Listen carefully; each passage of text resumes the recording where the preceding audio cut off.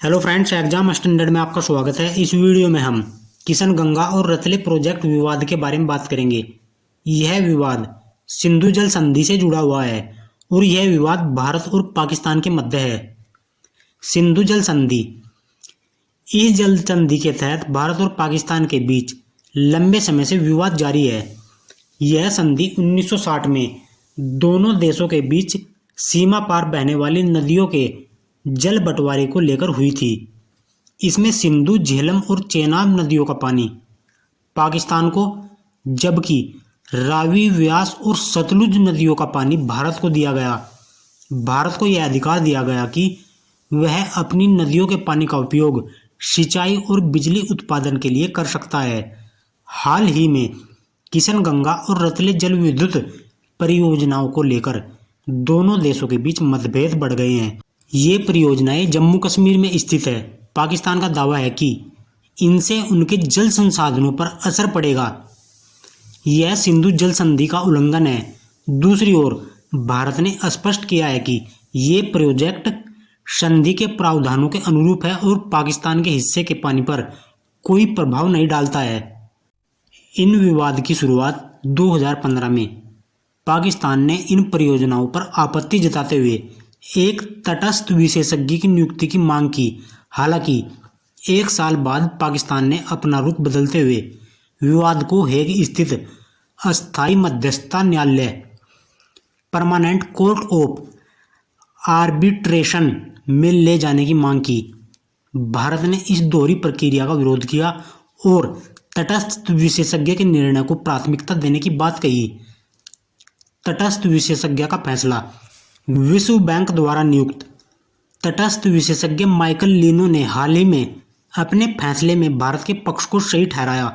उन्होंने कहा कि किशनगंगा और रतले परियोजनाओं पर भारत और पाकिस्तान के बीच मतभेदों का समाधान उनके अधिकार क्षेत्रों में आता है।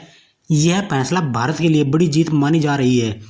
विदेश मंत्रालय ने इस निर्णय का स्वागत किया है और इसे भारत के रुख की पुष्टि बताया है। वहीं भारत का मानना है कि संधि के तहत विवादों का समाधान तटस्थ विशेषज्ञ द्वारा किया जाना चाहिए।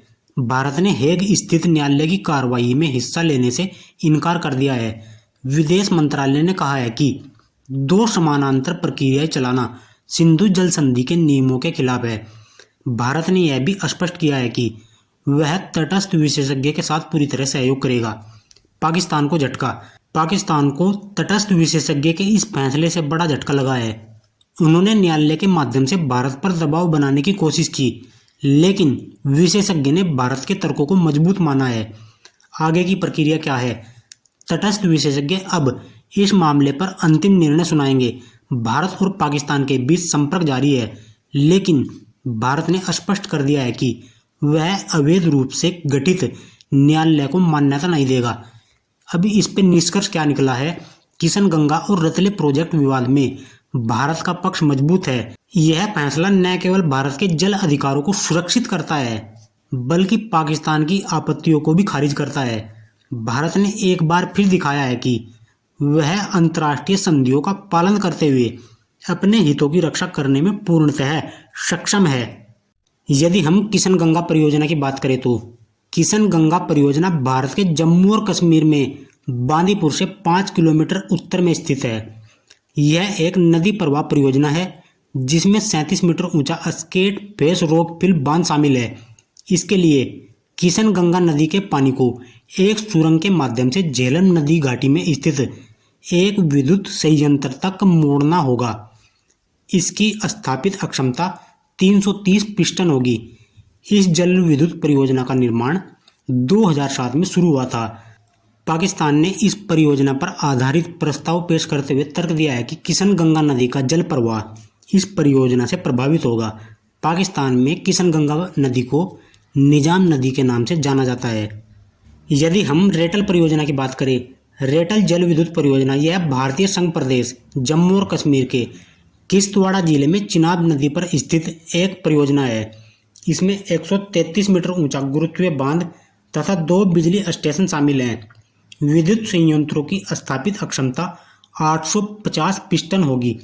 तो फ्रेंड्स, इस वीडियो में हमने जाना भारत और पाकिस्तान के मध्य सिंधु जल विवाद से जुड़ा हुआ एक मामला, जिसमें हाल ही में भारत को बड़ी जीत मिली है और पाकिस्तान को पटकनी मिली है।